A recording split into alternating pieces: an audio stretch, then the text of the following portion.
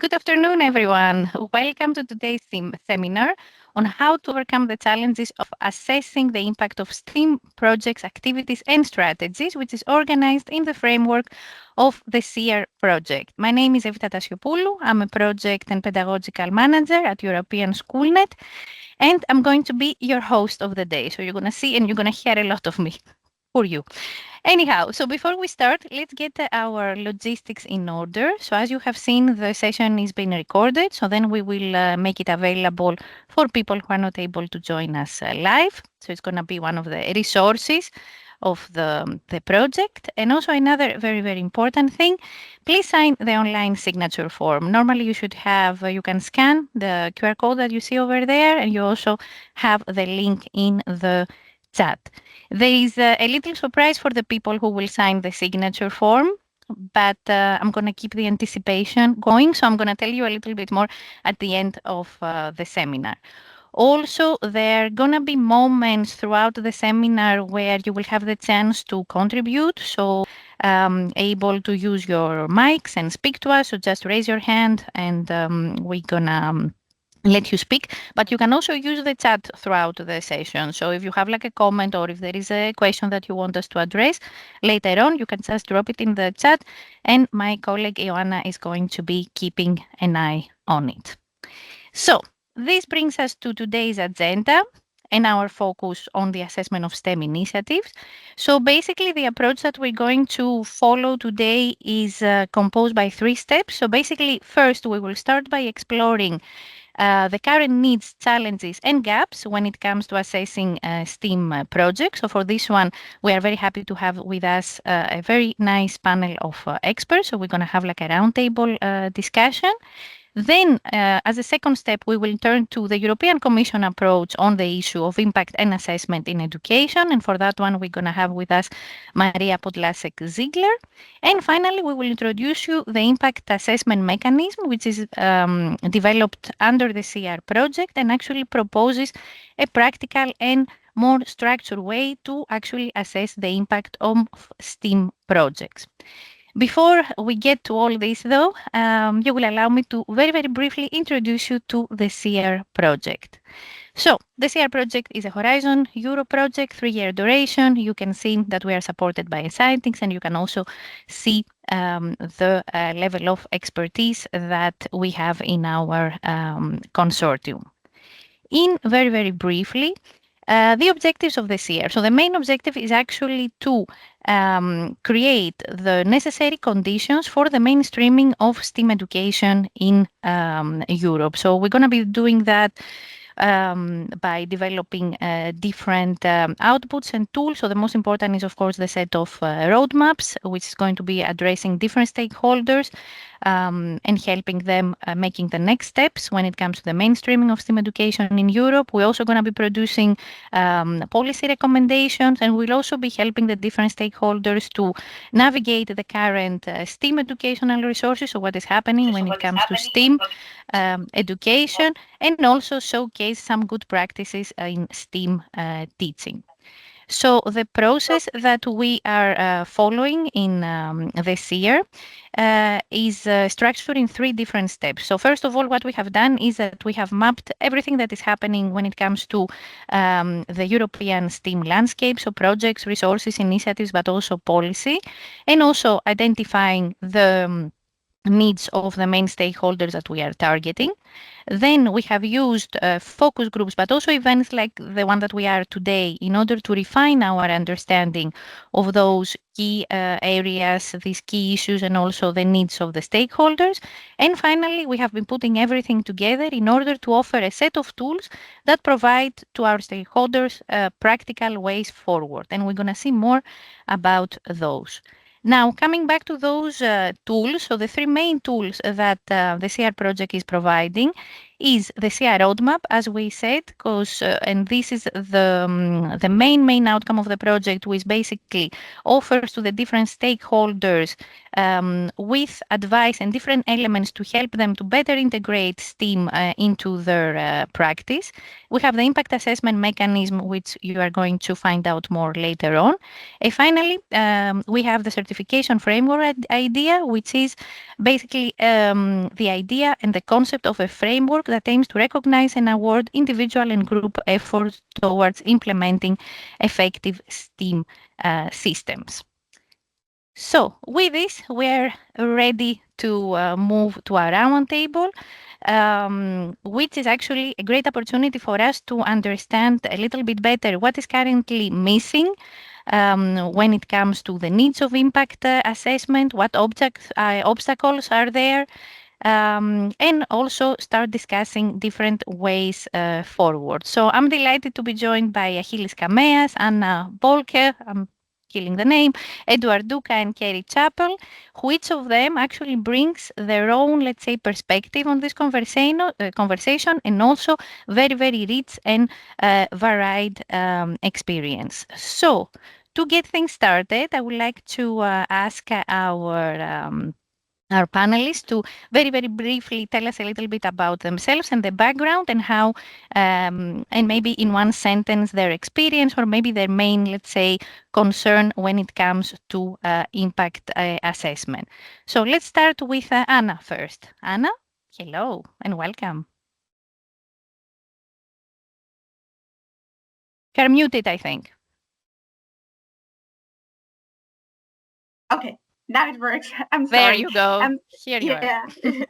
Thank you very much for inviting me this afternoon. I'm very happy to be here, and just to tell you something about me, I serve as a project manager at the ICSI Academy of ICSI, the pedagogical high school university in Freiburg.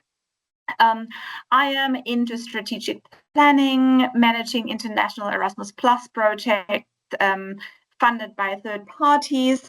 I'm also a former teacher. I had 13 years of experience as a high school teacher across various institutions, including integrated schools with a scientific focus. I also trained student teachers, so pre-service teachers, and led numerous e-twinning projects in collaboration with European partners, and have been an active member always of school development teams.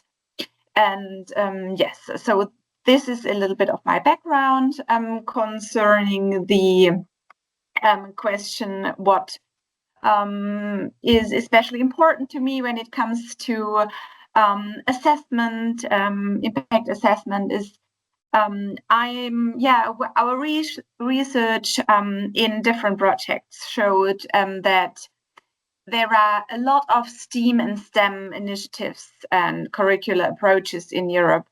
But widespread implementation is still lacking in most countries, though this is what we're working on, and we're concerned to solve this problem and we have different ideas how to do so. Fantastic. Thank you very much, Anna. We're looking forward to hear more. For my pardon? Cool. I'm losing you a little bit, but let's move on to Kerry, so she can also introduce herself and she can tell us a little bit more on her experience on impact assessment. Hi, Evita. Hello, everybody. And thank you again so much from me as well for inviting me to be part of this roundtable. It's really great to see all of our projects coming together like this. Just to introduce myself, I'm Kerry Chappell. I'm an associate professor at the University of Exeter, and I work there in the School of Education. I bring with me my co-collaborator often, Associate Professor Lindsay Hetherington, and for about 15 years now, we've been working together, Lindsay as a science and STEM specialist, and myself as an arts specialist, really trying to understand and develop practice in the STEAM arena, both in terms of practice of STEAM and policy. And given our positioning in the UK, whilst the UK is sadly no longer part of Europe, we are obviously very interested in the promotion and development of STEAM, both in the EU and in the UK as well. So I said my background is in arts education. I teach on our MA and lead our MA in creative arts education here at Exeter. My own specialism is in dance education. So I bring a very embodied perspective to how I think about STEAM. And just to come to that point about questions of impact, whilst I understand and I am very aware that some of the impacts of STEAM can be quite hard to assess and demonstrate, I think there has been assessment of what we might think of as some of the softer elements of learning. There's a strong understanding of that within the arts already, within examination systems, within promotion and progression systems within the arts. And I think that whilst it's hard work and it doesn't always fit with the models that we might be required to be using, I think there's a lot that the arts knows about how to assess these kinds of impacts that we could be bringing into the STEAM conversation and agenda. That kicks off from me. Thank you very much, Kerry. Looking forward to find out more. And last but not least, we have Achilles with us. Achilles, welcome. Hello. Good afternoon, everybody, and thanks, Evita, for organizing this very interesting event. And I'm happy to meet the other members of the roundtable with their interesting backgrounds and the approaches, the opinions they just expressed regarding impact. I'm Achilles Kameas. I'm professor with Hellenic Open University and currently the Dean of the Faculty of Science and Technology. So I come from the software engineering, with a software engineering background. I'm director of a research group that, among our other activities, we deal with research on STEM and STEAM education, especially focusing on the competence development of educators. We design training programs, we design competence frameworks and activities that we target, with which we target the educators. Now, regarding my concern regarding impact, impact assessment. Well, first of all, I think both impact assessment and impact evaluation are very important, and as activities, they should be pursued during all activities, all actions that relate with STEM and STEAM education. So as to forecast the impact we expect our actions to have, our activities to have, and then also measure this impact and see whether our forecasting models were accurate or what was wrong with that. So based on that, my major concern would be the collection of data, the mechanisms to collect data, the ways to collect the methodologies used to collect data, the duration, the time span in which we collect data, and then how we process this data to feed back our models, predictive models or evaluation and correction models, so as to improve, how to close the cycle, let's say, from planning to implementation based on data we collect. Thank you very much, Achilles. You are already putting the finger on important issues. So let's start with the questions, and feel free, of course, to interact with each other, but also for our participants, feel free to use the chat and add any questions or possible clarifications you need, and we will do our best to address them. So I'm going to go back to Anna for our first question. So Anna, looking into more on the teacher training context that you are navigating in the Pädagogische Hochschule in Freiburg, what are the main challenges that you face when you are trying to assess the impact of STEAM practices at the classroom or at school level? Don't forget to unmute. Yeah. Yes. Yes. Okay. So yeah, as I already said in my introduction, based on our research in different projects, we saw that there are many STEAM initiatives and STEM initiatives, of course, as well, and curricular approaches across Europe, but the widespread implementation is lacking in most countries. And this is a very important thing, I think, because assessing the true impact of STEAM practices would require a robust and long-term studies. And this is in most cases not possible, because we have projects with a duration of 3 years. And within these 3 years, it's only possible to develop these measurements. But for a long term, we still lack time in these projects, and this is quite an important thing, I think. And also, we should evaluate not only the student attitudes and beliefs, but also their academic performance and career choices later in life, so that we know whether what we do has a long-term impact. And this is what we can't do at the moment in these European projects, because it's still not possible. What we also should do is what we are able to do within this short time frame of 3 years of most of the European project is to develop and implement STEAM approaches at universities and to conduct professional development. But the meaningful assessment of the long-term impact is a very, very important point, I think. And this because a real impact assessment mostly can't happen, because after projects end, we rarely have the possibility for such a follow-up.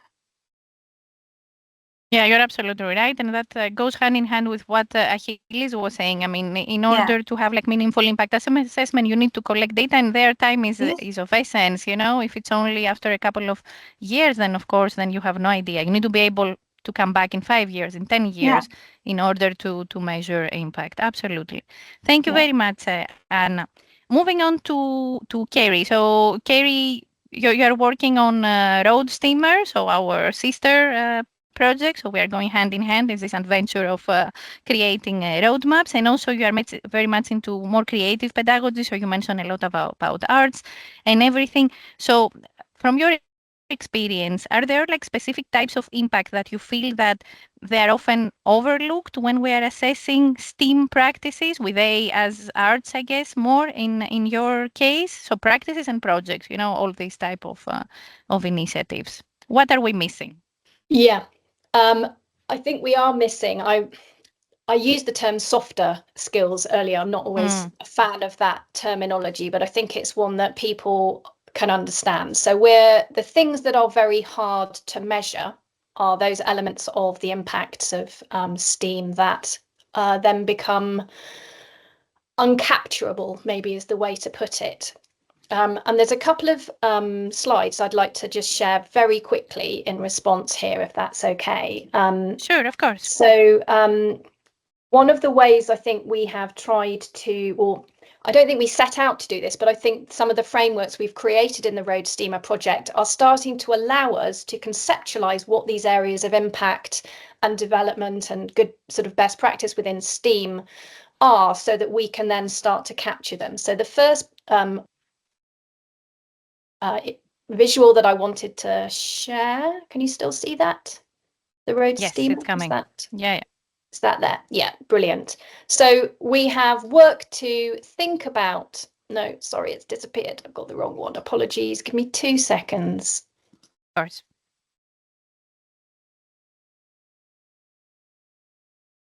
Two seconds. Trying again. Is that now sharing the road steamer characteristics? Yes. Right, great.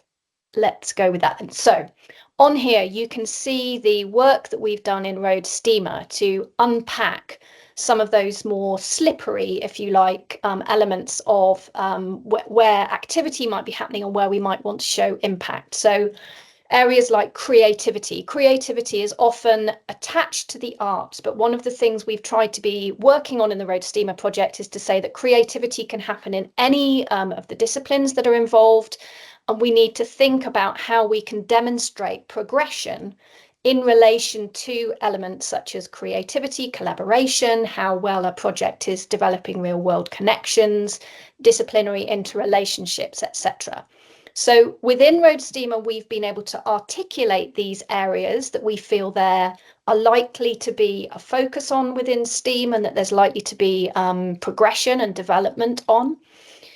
What we haven't been able to do in Road to STEAMer, it hasn't been one of our remits to create tools that allow us to assess this kind of impact. But coming back to one of the points Anna was making, that we aren't able to get round to then the assessment, the tools, etc. I think there are tools out there that exist that we can then be using to do those assessments. So for example, in another project that I'm involved in, I've spent quite a long time looking at the notion of creativity and how we assess it and how it is a progressive skill within schools from early years through to primary through to secondary. So if I just share again here, this model. So this is within a collective of schools within the UK. We've asked what are creative skills. We've very clearly honed down what those skills are in 5 areas. There's a progression framework that goes along with this, against which teachers can assess creativity and show progressive journeys with creativity. So I think whilst we perhaps don't have all the tools that we need within the STEAM community and the events that we are running a lot of the time, if we can use tools, assessment setups, progression frameworks especially, to start to assess progression and impact of the STEAM programs, using tools that already exist and borrowing those either from creativity projects or arts projects. I think those tools exist in part, they can be adapted, and then we can use those to start to demonstrate the impacts and the progression of these core elements which we see as being at the heart of STEAM. So that would be my response. I think we're not doing it just yet because it's a massive job, but I think we can definitely learn from a lot of the tools that are being used in creativity and arts projects already, bring those in and adapt them, and I think that will help us out a huge amount.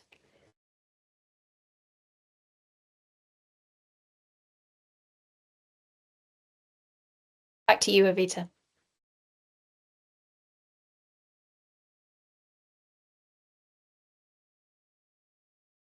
Is Evita frozen or frozen? I'm afraid her connection dropped. Yes.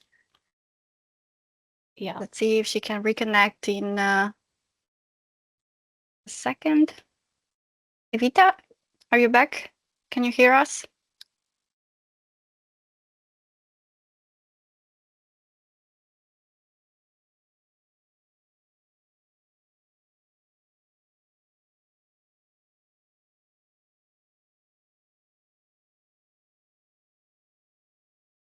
Would a colleague of Evita's like to pose the next question to Achilles? Or Achilles, do you know? Yes. In you're the meanwhile, next question? let me ask the next question to Achilles. So, Achilles, would you agree that impact assessment needs to become an integral part of project design from the start, rather than being just a finish exercise? And if yes, what are your thoughts about the steps we need to undertake to achieve that? Well, I do think that impact assessment should become mandatory in the projects, in the proposals that are submitted, as they ask us to do dissemination and talk about sustainability and talk about transferability. They should also include somehow impact assessment. But impact assessment is the forecasting of impact. That is really, really important, so that all consortia plan ahead what impact they want to have and how they are going to measure it with their project. And this can be done during the project duration using some of the traditional techniques like using focus groups or qualitative analysis and so on. Then impact evaluation of project activities or of STEAM education activities or whatever, or policies, something different, and this is very difficult, as also my colleagues said, to be done during the lifetime of a project. So either specific calls should be taken, should be put out to do this. Maybe they exist and I'm not aware of them. To do this impact evaluation of activities that already took place, either European funded projects or STEM or STEAM education activities. Of course, these are require different planning and different execution, but anyway, it's the same idea. After some time has already elapsed after the end of the activity. So I think both aspects are really important, but only impact assessment can be included in the project's lifetime, and I think this should be mandatory, as I said. Then also impact evaluation should take place, but maybe under different calls, different programs. The tools that can be used, they are already in the literature, tools and techniques. I'm still talking about assessment of actions, of activities. I'm not talking about student assessment or evaluation of student competences or something like that, or teacher competencies. These are already in the literature, but when it comes to assessing the competencies acquired by students after following some STEAM education activity, or the competencies acquired by teachers after following some professional development course, that's something different. Again, this should be done after the end of the activity and at different intervals, because impact, as we know, can change with time. So we need some short-term, medium-term, and long-term impact measurement. Again, the techniques and the tools are there. It's just that we have to integrate it in the implementation of the activities, of the education and professional development activities as a last phase. But that's the evaluation, okay? The assessment should be done beforehand and should be mandatory, if you ask me.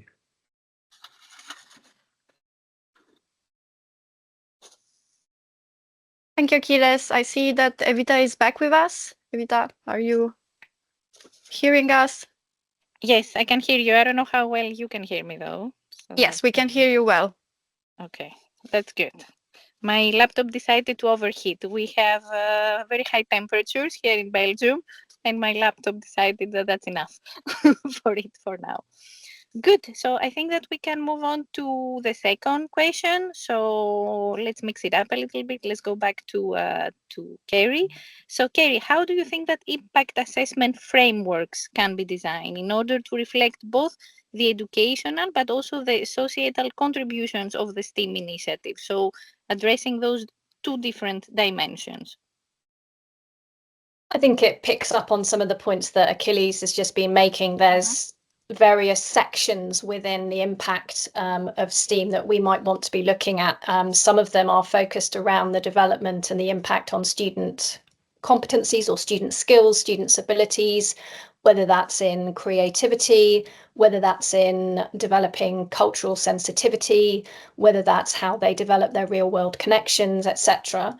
There's teacher skills as well. And then if we stretch out to the wider societal impacts of STEAM initiatives, thinking of a kind of rippling idea, I think it's about designing frameworks for impact assessment, which then are able to look at impact on teacher, impact on student, and then potentially the ripples around that of societal impact.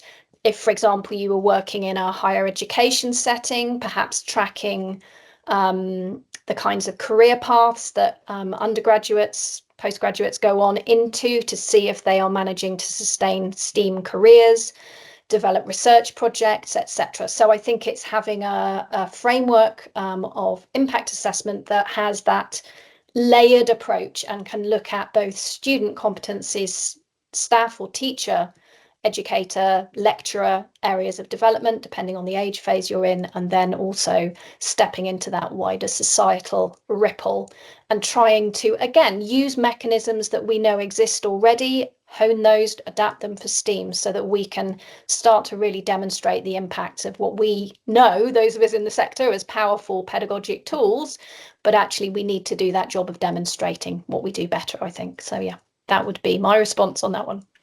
Thank you very much, Kerry. So we are keeping this concept of this layered approach in order to be able to map and to record impact on those, on students, very, very important, on teachers, but also on everything that happens around them. So then we can actually eventually map a more long-term impact as well. So that fits with everything that you have been saying. Good.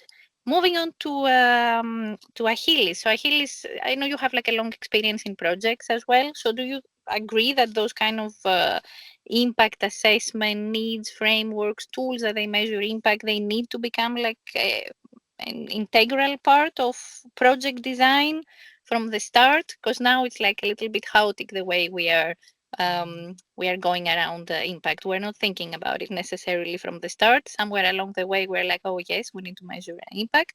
So what do you think, and how we can achieve that? How we can make it integral part of this project initiative design? I think they should be mandatory, as I said before. They should be included in all proposals and implemented in all projects. At least the impact assessment stage. This will, let's say, make it obligatory for the consortia, make it mandatory for the consortia, oblige the consortia to think about it, think how whatever they are planning in their project, how this is going to affect the groups that this project is targeting, but not only the primary beneficiaries, as Kerry said, also the environment in which the context, let's say, the whole environment into which this project takes place. For example, especially when we're talking about projects that relate to education, it's not only the students or the educators, but also perhaps the school administration, the parents, the broader societal context, or even the market sector at some points may be impacted by the actions of the project, especially in the long term.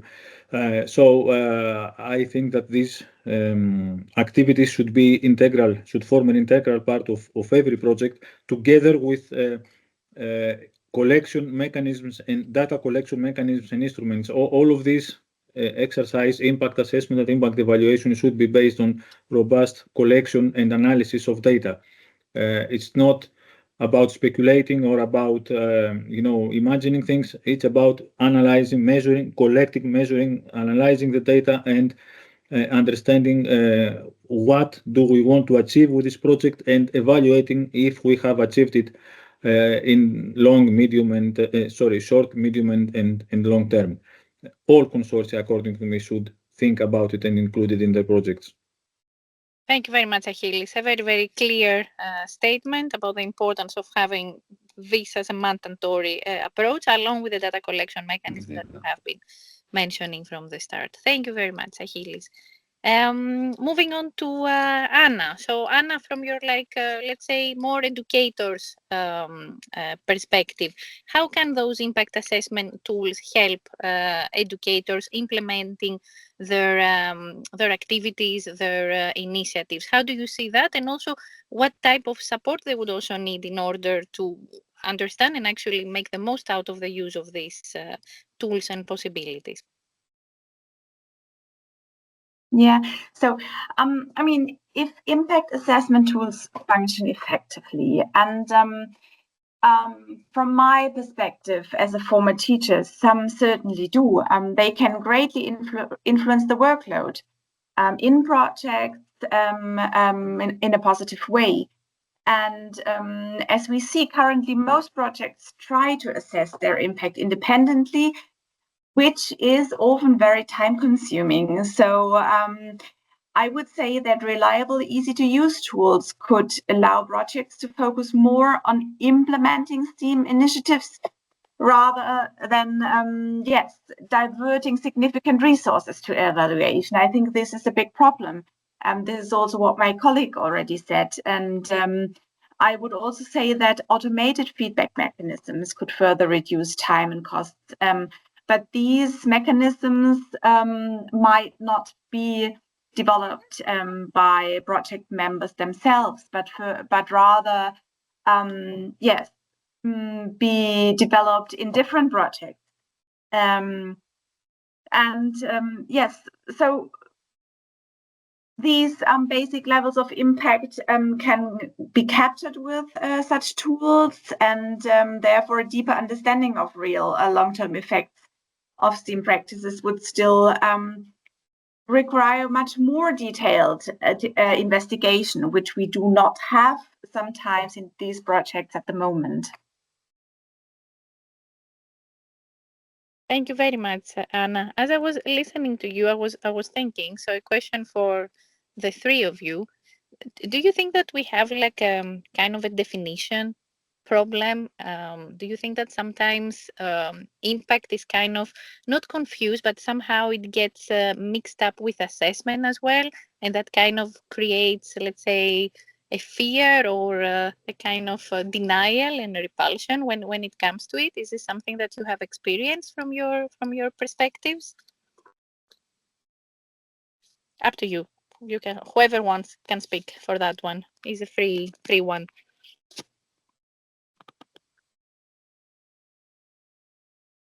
As far as I know, impact assessment is different than assessment of knowledge or competencies.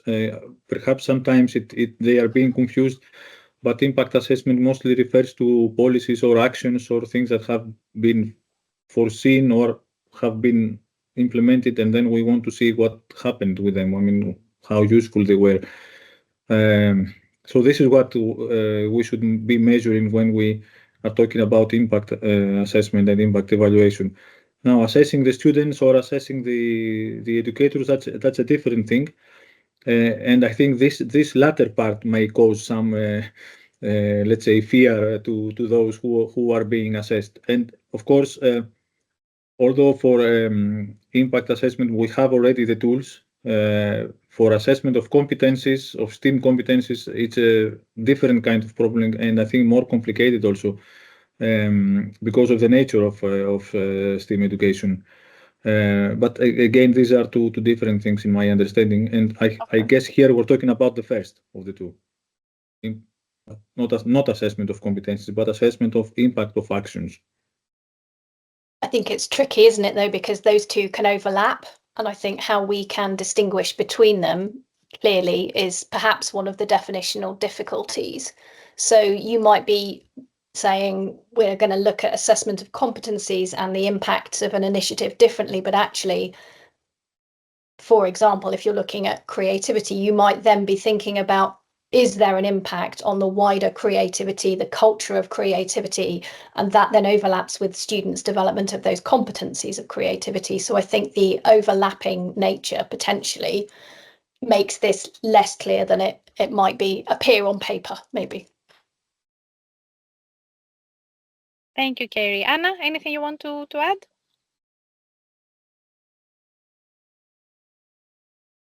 No, I'm absolutely fine. Good. We still have like a few minutes, so if you have any questions for our panelists, feel free to write them in the chat, and we will be able to address a couple of them before we move on to our next part. So, Joanna, can you take Yes, the Evita. start? At the moment, there are no questions. Ada asked about the link to the map you shared, Kerry. I put a link over there. Feel free to correct me if that's not the right document. Yeah, that's the right one. I mean, in the absence of any questions from the room, I think one of the things I'm sort of interested in, but I think is the most difficult, is the long term. We've all at various points in the conversation referred to short, middle and long term. I think the way our funding programs are structured in the EU, we can often do the short term and medium term. If you start to assess an impact, for example, at the beginning of a 3-year project, you can show some kind of medium term-ish impact, but the longer term impacts I think are extremely difficult to evidence, and whether there's a piece of work needed which perhaps looks at coalescing sources from across different STEAM initiatives to try and understand the long-term impact, but how you then reach those who've been involved in them, how you would capture that information. I think that is one of the most difficult areas of impact to evidence, is that long-term impact. I don't know whether either of my fellow panelists have got thoughts on that, because I think for me that is one of the biggest challenges. may I add something? Of course, go ahead. Yeah. So what I see in the projects we do is in these European funded projects is that most of these initiatives tend to highlight at the end only their best outcomes, which is of course natural. But they tend to rarely be critical of their own weaknesses. And I think real scientific progress depends on understanding both successes and failures, and especially when it comes to future projects, honest and accessible reporting about what worked and what didn't, and why are certainly aspects that would provide a strong foundation for future projects. And another point is that we would need a standardized and centralized platform for publishing those detailed outcomes, and to have a look at it and to be able to create future projects that that go in a direction to improve what went not that well in former projects. And this is one of the challenges I see as well. Thank you very much, Anna. And actually, many thanks to our three roundtable panelists for their insights and their reflections. So and now, building on this actual ground and real experience that we have been exposed to because of our roundtable, we will shift our focus to the policy level. So assessment and impact measurement are also high on the European Commission's agenda, especially as there is a big focus on promoting evidence-based policy making and support innovation in education. So we're very pleased to welcome and have with us Maria Podlasek-Ziegler from the European Commission and the DG Education and Culture, who is going to present us a little bit more when it comes to the Commission's approach to the assessment of STEAM initiatives and broader educational innovation. Maria, welcome, and the floor is yours. Thank you very much, and good afternoon to everyone. It is a pleasure to be again with you at this seminar of the STEM Education European Roadmap project, and follow this interesting discussion. Thanks a lot for the invitation. When I started dealing with STEM education at the Commission, I have been confronted with the question: how it is possible that despite the great efforts made over more than 1 decade to promote STEM education, we still face persistent challenges.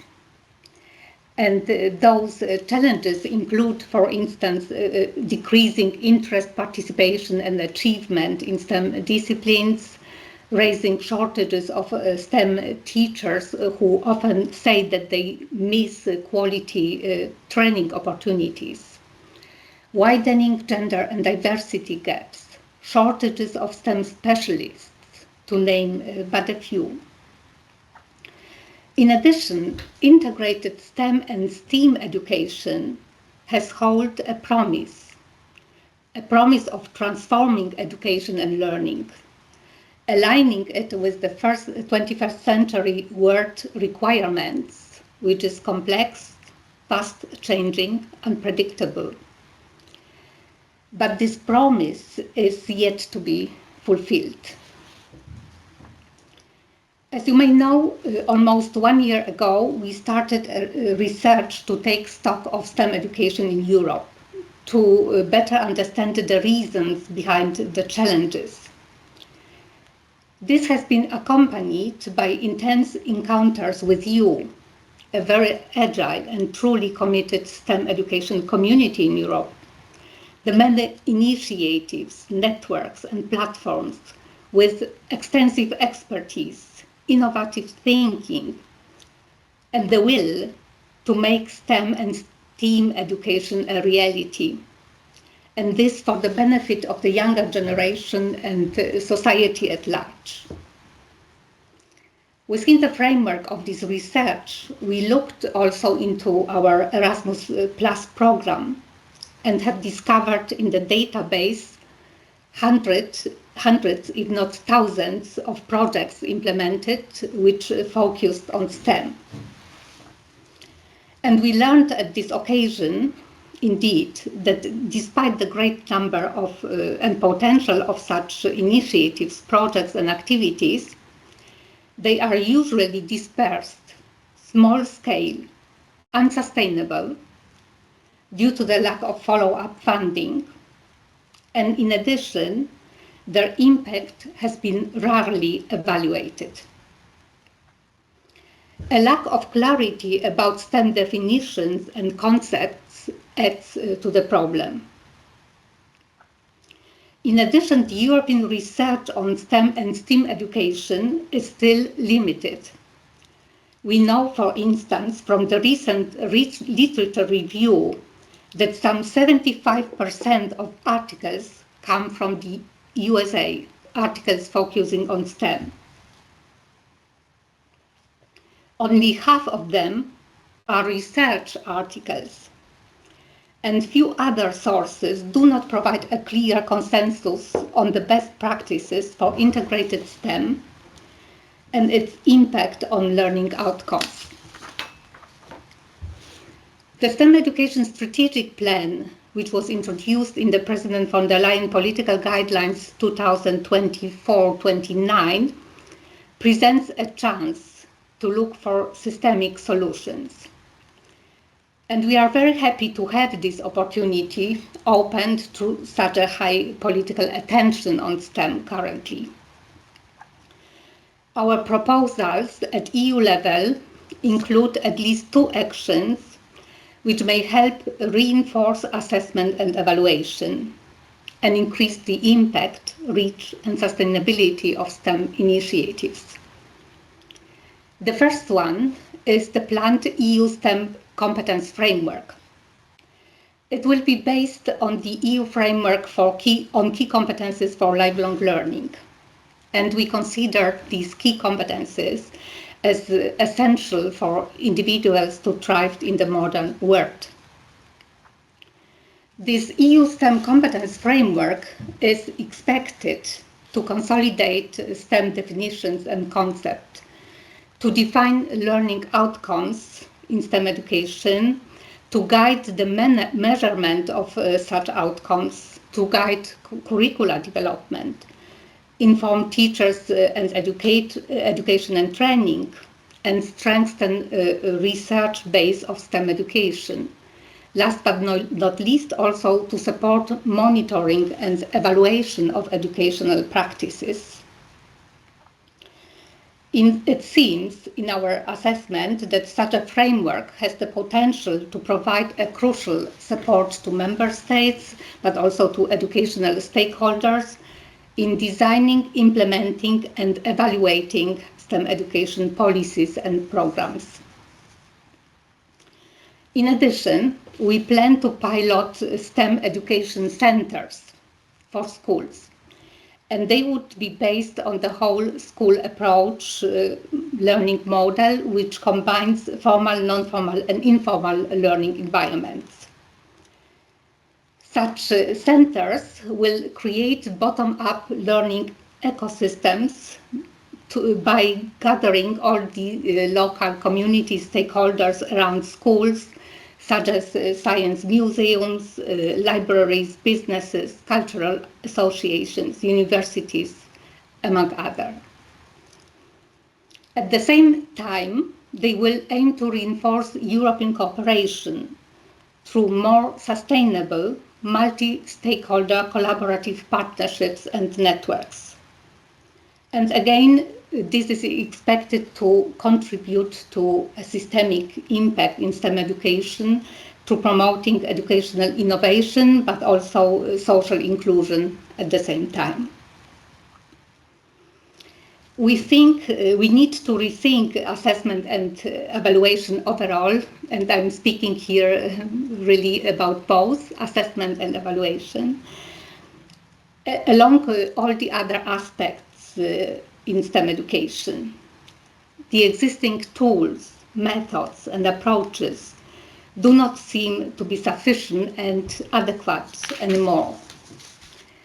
We had recently a discussion with stakeholders, with educational experts in the context of our ongoing study, and they pointed out to main challenges and deficiencies. I would like to mention some of them. So they highlighted a disconnect between innovative teaching methodologies and dominant national and external assessment systems, which remain largely based on exam. And such summative exams can fail to capture the breadth of skills relevant to STEM. The current assessment tools are also insufficiently inclusive. It was interesting to see there was a strong support for developing multimodal and non-verbal assessment formats that would allow learners to demonstrate, all learners to demonstrate competencies. And indeed, many initiatives and programs, according to our experts, lack systemic evaluation. Even when evaluations are conducted, findings often do not fit in policy reforms and professional development of teachers. When looking for the solutions, experts emphasize the need for feedback loops, which would connect evidence from assessments with curriculum design, with teacher training, etc. They also advocated for participatory monitoring models that empower educators, students, and communities to co-design indicators that would reflect real-world impact rather than bureaucratic metrics. In the light of these discussions, the SEER project is very relevant and timely. And we hope very much it will provide us with guidance on what to measure and how, what to evaluate and how, to ensure high quality, inclusive and innovative STEM education in Europe. We do not have such ready-made answers yet to those questions. And for this reason, we very much look forward to the results of this project, such as the impact assessment mechanism you mentioned, and to continuing our exchanges in the search for solutions when implementing the STEM education strategic plan and the actions. We believe that such a common effort will bring results. Thanks a lot for your attention. Thank you very much, Maria, for this very clear overview. We are happy to hear that the Commission also is in strong favor of coming up with new systemic solution, and there is a clear understanding that the tools that we have, they're obviously not sufficient enough for what we are trying to capture in terms of impact, and also everything that you mentioned when it comes to these multi-stakeholder solutions. These are things that we are working very hard within the SEER as well, and also the other Steamer project, like bringing together all the different stakeholders that they have a key role to play in this type of innovation that we want to bring. And also the competence framework that you mentioned, we are also looking forward to see how that is going to progress and contribute, of course, in any way we can. We have one comment for you in the chat if you want to try to. It's a big one. So Louis says, but to make that work, we need all Europe to have the same curricula. We need governments to let schools to operate by themselves. So Louis pretty much is calling for, let's say, a more homogeneous approach when it comes to education in Europe, and of course for more school autonomy as well, which we know that some countries are doing better compared to others. So I don't know, Maria, if you have any comment on this. I can only say that, as you may know, the education affairs, education as such, is the sole competence of member states, so not the EU competence. The EU has to play a supportive role, right, to provide a platform for sharing, for talking, for finding maybe answer to common challenges. But I think it is done on purpose, because education is not something to be unified. Education, the diversity of education is linked to the diversity of culture we have in Europe, and I think it is not the purpose to somehow unify everything and make it look exactly the same from country to country. But having such a framework, for instance, this is a tool which can be implemented in different way, but still playing the role of a common reference, I would think, which may be useful, because this creates somehow a basis for common understanding, for common discussions, right? Then, of course, what governments do with autonomy of schools, it is also not to be somehow solved at EU level. It is linked to the traditions, to the culture, to how education system has been developed over centuries. Absolutely. Many thanks, Maria. I tend to agree that education is not something that, we can create, let's say, a blueprint that can work for every country. And also when it comes to school autonomy, I think on European level, we're sharing a lot when it comes to good practices. So countries know when the time is for them. And we see that even more centralized countries like Italy and Greece, they're slowly making some steps when it comes to school autonomy. So it's up to the countries to pick the right time. So many thanks. I hope you can stay with us till the end, so you can also see the presentation of the impact assessment mechanism, and in case there might be more questions. So many thanks to Maria. And now, after having explored both the practitioners' needs with the support of our roundtable panelists and the policy context, we arrive at the contribution of the SEER project to this very important topic. So over the past months, our team, and more specifically the team from the University of Cyprus, has been working on the development of an impact assessment mechanism, which is a quite practical tool specifically designed for assessing the impact of STEAM projects, but projects in a wider sense. So Tasos Hofardas will take us through the impact assessment mechanism in his presentation, and he's the man to ask all your questions. Tasos, the floor is yours. Many thanks, Evita. Can you please verify that you can hear me well? We can hear you well, and you can take control of the slides as well if you want. I just did. Thank you very much.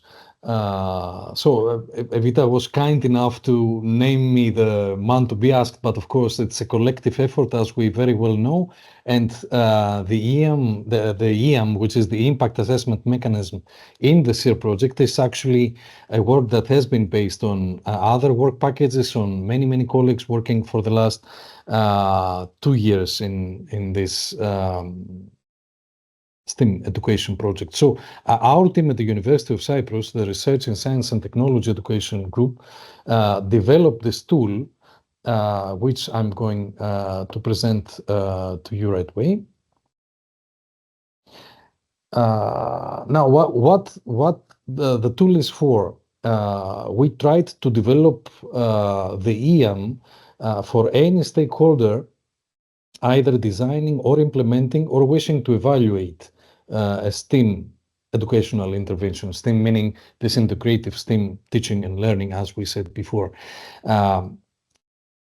What an intervention can vary from a policy on STEAM to EU-funded project that is now drafted, or to an accepted project which is implemented. Of course, to everyday classroom implementations, as well as whole school projects. So we use the tool, or we would wish to use the tool, for many different purposes and many different stakeholders. And this is why we're here to discuss if it can have this wide outreach and wide usage. And of course, the tool can be used to assess these various projects before, during, or after implementation, again, in the whole cycle from design throughout implementation to evaluation. this is what I said before, that in order to create the impact assessment mechanism, we were very much based on previous work packages and deliverables in the SEER project. And of course, the core impact assessment mechanism, which is the core section of the tool, is based on a very important, I believe, finding that we have from a review that we did. Actually, the colleagues from Germany, the partners in our project, they found that we are almost totally lacking empirical data to justify impact in STEAM. That does not mean that we miss big numbers. We can have big numbers but no impact, because on one hand, what we promise in communication and outreach work packages may be impressive and we may be able to tackle the KPIs here, but then again, what is happening in the classroom is more or less and remains a black box. Other parts of this core section are stakeholder synergies. They have been mentioned before today. Best practices, if they are transferred from one context to another, or if they are created. Small wins, these are small but nevertheless quite impactful results that we can have and create incentivation or good practice again. A fifth section here is sustainability and former repositories, if we are using them in new STEAM projects. Key elements of integrated STEM education and policies for STEAM. Of course, as a last section here, we have the ethical consideration. So this is the core part of the mechanism. And on top of the core part, we have also additional scales that can be chosen by users of this impact assessment mechanism. They have to do with additional elements in integrated STEM teaching and learning, with professional development, with inclusion, and with leadership. All these aspects have more or less been mentioned by the previous speakers in the roundtable and our keynote. So we really hope that we are within the reach of the concerns that have been voiced today. So again, in a few words, the impact assessment mechanism is comprised by a core section with many different things, mainly empirical data, stakeholder synergies, and best practices, and the additional skills that users can choose if this refers to their project or not. In this slide, we can see a snapshot of the tool from the core section, actually. In this case, we can choose if the scale applies to our project or not, as we said before. And for each criterion that is included in each scale, we can also judge if it is fully addressed, partially addressed, or not addressed before. So this way of, let's say, scoring each criterion will give us at the end a picture on the impact of our project using this tool, the impact assessment mechanism. This is an example of the quantitative output that is given by the tool. Here we can see the percentage of items that have been scored as being fully addressed, the percentage that have been scored as being partially addressed, and the ones that have been not addressed at all. And in this case, of course, we can very easily understand that the higher the percentage of fully addressed items, then the higher the expected income or actual impact.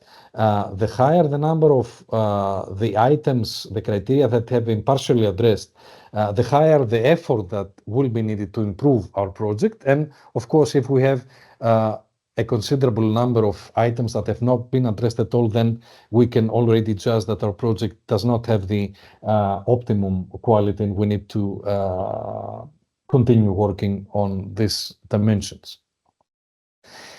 The impact assessment mechanism does not only provide quantitative feedback, but qualitative feedback as well. In this case, we have the user, the assessor actually, completing a comment next to each criterion, saying what is missing or what can be done. You can see an example here. For instance, I can read in A5 that we have, if we have assessment of empirical data doable within the duration of the project, this is a problem, even if we plan for assessment and plan for data collection and analysis. Then if it's quite close to the project, then this cannot be used in a formative way to take corrective action. Again, an issue that has been raised both by Achilles and other colleagues today. So in this case, a comment can be that this data collection and analysis needs to be spread throughout the project so that we can make best use of them and actually use them to improve the quality of our project. And of course, if they are linked to pedagogical design, I'm reading now the last column, pedagogical design should foresee a time interval between data collection and their usage so that we can take this corrective action. It's just an example of the qualitative input that can be given by the tool. Now, the tool is, of course, one item in a constellation of things that will be delivered by the SEER project. In this case, we already work on a STEM competence framework, and I was surprised hearing our keynote speaker saying exactly the same. So I'm not sure who will come first, but please take our work into account in your planning, and we hope that it can help. So the STEM competence framework, which we will develop, actually we will develop the planning of it, not create it full-fledged, wishes to mirror analogous frameworks that have been developed by the Commission. We have the DigiComp, the GreenComp, the EntraComp. It will have 3 layers. The first one will address the content, the second one a toolkit, and the third one a community layer, which we wish to develop. These 3 layers touch upon various comments that have been made before in our discussion. I'm going to touch upon them again if we have time. And let's say another kind of hope of expectation we have for this framework is that it can also help bridging formal education with vocational education and training, mainly building upon the very important documentation that has been developed within the European Year of Skills in 2023. So if we see that structure, then we can already discuss about the content. Here we will have key areas with resources. So the user of the competence framework this time can create a path and implement this path. This will be largely based on the STEM Education European Roadmap, which is developed within one of the work packages of this year. But in order to let users navigate, we will have also a series of tools in a toolkit. This can be diagnostic. For instance, the impact assessment mechanism can be such a major tool here, so that we can allocate our entry point as users and our exit point in a pre-post format fashion in this way. And we also would like to have a community layer here in our framework, so that we let intentions and performance being visible. Intention meaning that I would like to engage as a user in an integrated STEM teaching and learning initiative, and performance meaning that I've concluded such an initiative and I would very much like to pass my experience on to other colleagues, maybe less knowledgeable or less experienced. So again, the community layer will provide support throughout the usage of the competence framework, as well as make through a budget system visible intention and performance. I'm not sure if I have 1 or 2 minutes more. Evita, Ioana, can you please verify? You actually have a couple of minutes Okay, more okay, if you that's want fine. to. That's Yes. fine. If I would like to add one aspect or two here based on our discussion, on our previous discussion, I would already wish to say that this community aspect may tackle the participatory monitoring project that was mentioned by our keynote by Maria. This is one thing. And it may also be used for evaluating, assessing, and long-term assessment, long-term impact that has been also mentioned. And I believe that is quite crucial as well. And the toolkit with the EM as well as this scheme may also allow us in Europe to proceed to a kind of cohort studies which we're not familiar at all, in very much contrast to the colleagues in the States, in United States, and in this way we may be able to judge this long-term assessment and provide insight to various aspects, both in terms of implementation as well as policy. Another comment I would very much like to make is that a platform has been mentioned. I'm not sure if it was Anna or Kerry, but this platform can actually attract all the outcomes of this project, but the tangible ones. And in this case, we can build on a notion we are working a couple of in this project and a couple of others, the notion of a learning product, a learning artifact, which is the tangible outcome of an activity, a learning activity or a whole project. So this could create the opportunity for us to have metadata and maybe to also add an AI tool here in order to provide this automated feedback mechanism that was mentioned again by Anna in a way. So you can see that this whole mechanism can address more or less the big questions and the big concerns that have been formulated before. And if I may conclude with 2 or 3 questions so that we can have food for thought in the discussion that will follow, I really believe that our challenge is quite considerable one, because as time passes, we move from closed-ended learning environments to more open-ended learning environments. This is what STEAM, and especially integrated STEAM, should be about. So in this case, we are still working with instruments, with assessment instruments and impact and evaluation instruments that date back to closed-ended learning environments. This is one controversy, one contradiction we need to solve. And on top of that, as we said before, of course, we have not only the big scale of different sociocultural contexts, but also, I mean the national ones, but also at the local scale, you can see very much diversity, very much creativity, which is linked to that diversity in co-creation of things in various living labs approaches that are taking place and are closely linked with STEAM, with integrated STEAM education. And I really believe that we need another mentality, another approach. So the tools that we have up to now do not fit this open-ended learning settings. And with that, I would like to thank you very much for being here today and helping us in our project with your insights. Thank you very much.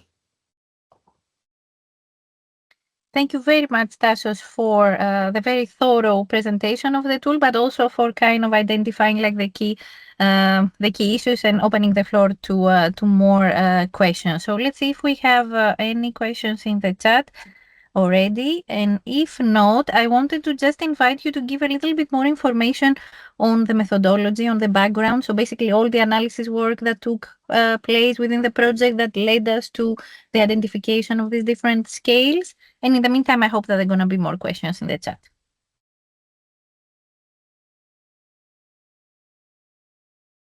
Of course. So if I can take 1 minute or 2 more.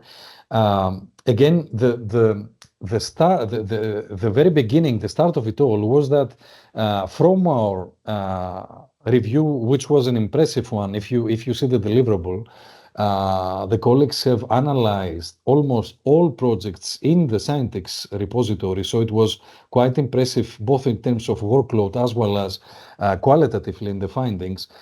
For me, the most important finding is that we do not have any empirical data, any solid empirical data to justify impact. This was the first thing. And so we could not leave it outside the core section. This is why you can see in the core section this first scale devoted to empirical data. Now, as we will, of course, as we all know, no integrated STEM project can be done within the classrooms. Okay, so we need to reach out to go outside our schools and collaborate with stakeholders. And in that way, stakeholder synergies are again very much impactful, and we need to include them in this tool. But what I'm saying does not only refer to the classroom. Okay, it refers to whole projects, to, as we said, to policies, and to projects which are drafted, not only accepted ones. Again, empirical data, stakeholder synergies, best practices, either identified or best practices that are about to be created from this new project is another scale. And small wins, number 4, if we come to that, we found that in many cases, we have objectives that in order to be accomplished, we need some start. The start usually is a very difficult thing to make and to see some first results already. And of course, in that first results, we cannot have the objective on its own, in its entirety. And this is why the small win aspect is quite crucial in order to make things begin and to act as a trigger in terms of incentives, in terms of resources to be used, or anything of that kind of the, let's say, the initiative to start. Number 5, sustainability in repositories. I believe here the Scientext platform is a very good example. But then again, this aspect of storing things, of creating a history out of it and not losing everything by the time the project concludes is another big issue in as far as the core section of the EM is concerned. Yeah, the key elements of STEM education are quite technical. You can find them in the scale, policies as well, and ethical considerations are more standard, these 3 last scales. Now, when it comes to the additional scales we have, you can find them on the bottom of the slide. Professional development, of course, has to do with teachers, so it's a very big issue. But then again, inclusion has been mentioned already on this non-verbal aspects of measuring impact. So I really believe it's something that we need to also integrate. And of course, the leadership scale, again, touched upon how much a principal, a school principal is wishing to help, to encourage this time that needs to be devoted to teacher collaboration with the schools, or then again, how national policies can really have an impact on leadership in different levels of this multi-governance scheme, multi-level governance scheme that is in most cases the norm in different countries all over Europe. So in a snapshot again, these were our considerations for structuring the core section of the EM as well as the additional scales. Evita, you know that if you let me talking, I will keep talking. So please. I know, but it's fine. No, Yeah. it's good. It's all okay. It's all okay. And since we do not have any questions, I think our audience needs a bit more time to actually process the tool and kind of, refine their understanding. So that's absolutely fine. So with this, I think the only thing that we can do is basically thank Tasios once again for his contribution, and he remains here and available in case you have any questions.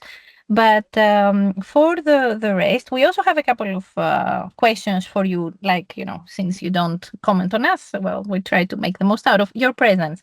So first of all, now that you have seen a little bit the impact assessment mechanism, what are your first impressions? We know that we have quite a varied audience here. So we have like people that they work in projects, we have like educators, teacher trainings, all this type of people. Does the tool feel relevant and applicable to the kinds of STEAM related initiatives that you are involved in? What is like your let's say your gut reaction, your first reaction after seeing the tool?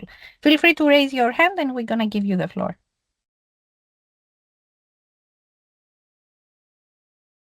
If you don't raise your hand, I'm gonna start calling names, and I'm not sure that this is something that you will enjoy. I wouldn't, so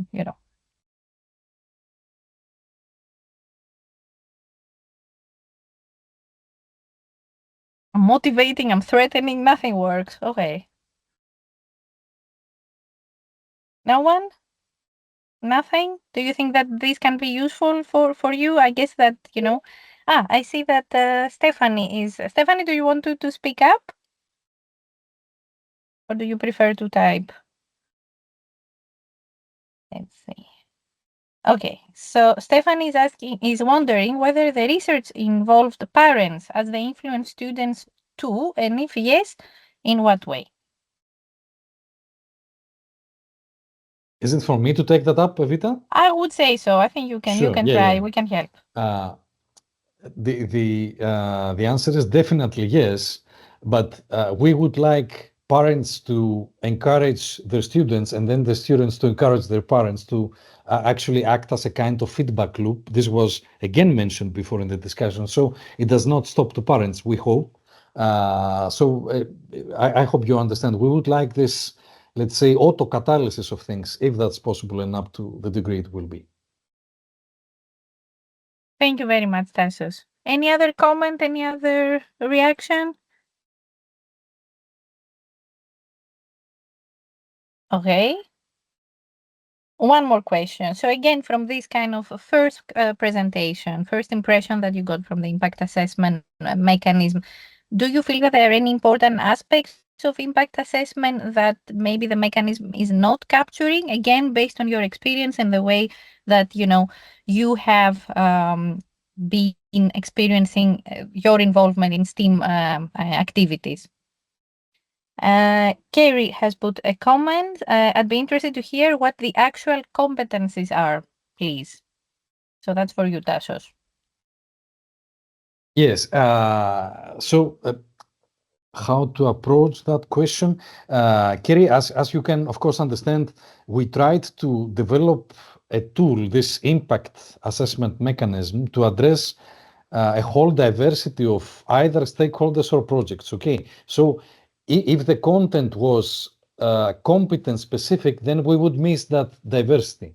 And actually, that was a conundrum because the competence themselves are starting to evolve and new competence may come up, new things may emerge. As you said, we have this creativity skills and this can be a whole project on its own. I mean, in order to be able to discuss it or to outline this. So our approach was more or less procedure-based in order to capture diversity, and we let content in the object of assessment. So this was our basic approach, because again, if we try just to name competencies, just to name them, then we would end up with a tool that was not manageable at all. We need to devote a certain time to assess a certain object of assessment. So we couldn't play with the content as detailed as, of course, that would be needed. But we believe that the EM can address the point, because no matter what the project is, we focus on the various dimensions of impact that we believe we capture the essence of it in a way. Okay, is the tool available online to have a play with and try? This is another big negotiation we have internally as well as with the Commission. I would like it to be online, but of course, as you can know, if we developed it from scratch online, that would cost too much. And actually, we are within the process of, let's say, fine tuning to be able to do what we would wish it to do. So we are still correcting it, still working on it. So I hope at some point, either within this project that cannot be doable, but we hope that we find the resources to have it online. That would, of course, be quite important for scaling up its usage. But we can certainly send you its current form. It's in let's say a smart Excel file. I would be really interested to have a look just on behalf of the Road Steamer project. I think that would be an amazing, if we could share that, that would be brilliant. Thank you. Many thanks to both. So there are a few comments. So Dimitra is saying that the mechanism could be useful as sort of rubrica with feedback for a project in class, asking students to fill it in. What do you think, Tasos, about that?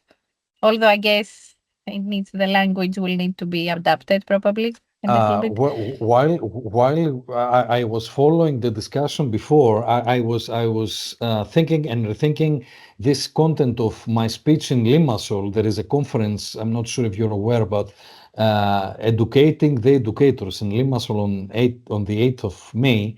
So I was reconsidering some slides in this presentation of mine. So I would say that we should let students work on creative things. I'm not sure if the EM is the most creative thing I could imagine, but I would use the tangible output of a learning activity or of a whole project to be the object of assessment of the EM. So I would not let students play with that and invest time there. I would instead direct students as much as possible to being creative, and then I would use their outputs as an object of assessment to feed in the EM. I'm not sure if I answered Dimitra, but this is what I would do. Okay. Okay, I think you're okay. I think you're there. I just wanted to add in relation to Kerry's question before that was the kind of a big reveal that I wanted to do at the very end, that all the people who are actually part of today's seminar and they have left their email address in the signature form, they will receive early access to the final version of the impact assessment mechanism, which we hope that should happen in a couple of weeks, pretty much. So if you haven't done so, please leave your signature, your digital signature, and then we will make sure that you are going to receive the tool. Christina also has a comment, and she's asking, will there be time to pilot the EAM during the course of this year? With what stakeholders will you do this? Formal education, vocational training, etc. And how will you assess the EAM itself?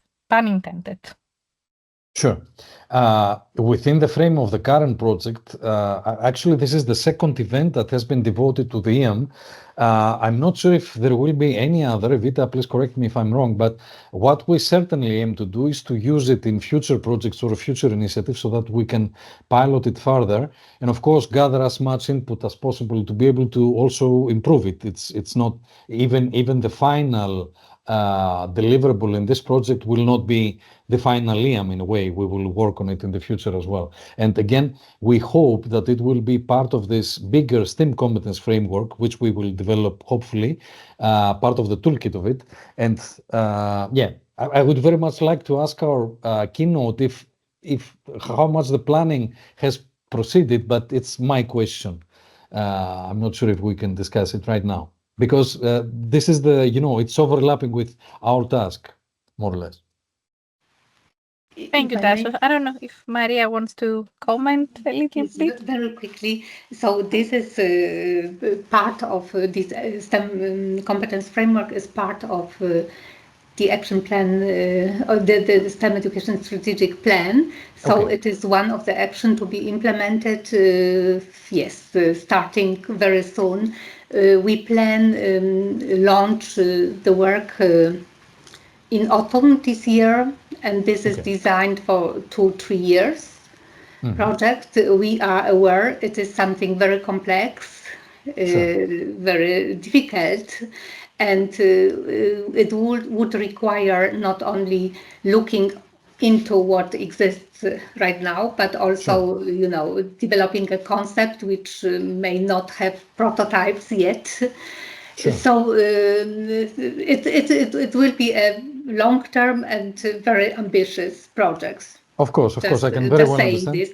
And of course, when we would build definitely on what exists in this respect already, and we would be very happy to align with your activities and get in touch. Just also to stress, these stakeholder exchanges, consultations will be an integral part of these activities linked to developing the products. We need such ongoing intensive consultations to do this pioneering work. I can totally understand, but the timing is perfect because we will be ready with a deliverable by the end of August, so you'll have it available. So we will just include it in our repository, and this is not the first framework developed under scientific projects or Horizon projects, so we are aware of this. And the current study I mentioned is also mapping of similar initiatives at national levels, but we can already say that not so many of such frameworks currently.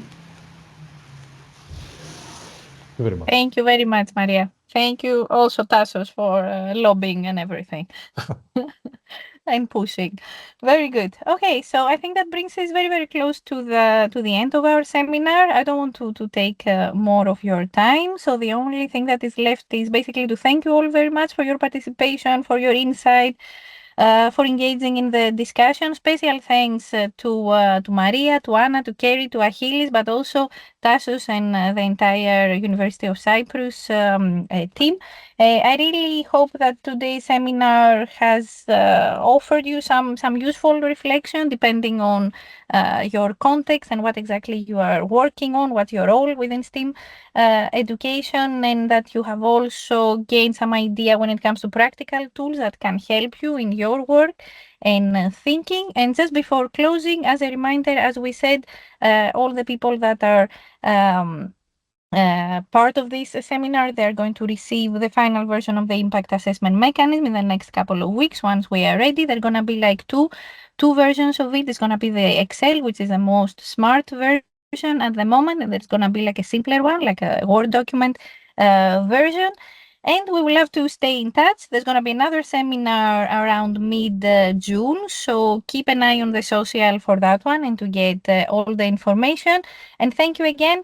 Thank you for your time, your contribution, and of course for your commitment to advancing STEAM education across Europe. I think that we are all in this together. Many thanks to all. Have a nice afternoon and see you in one of our next events. Thank you, everyone. Bye-bye. See you. Bye-bye.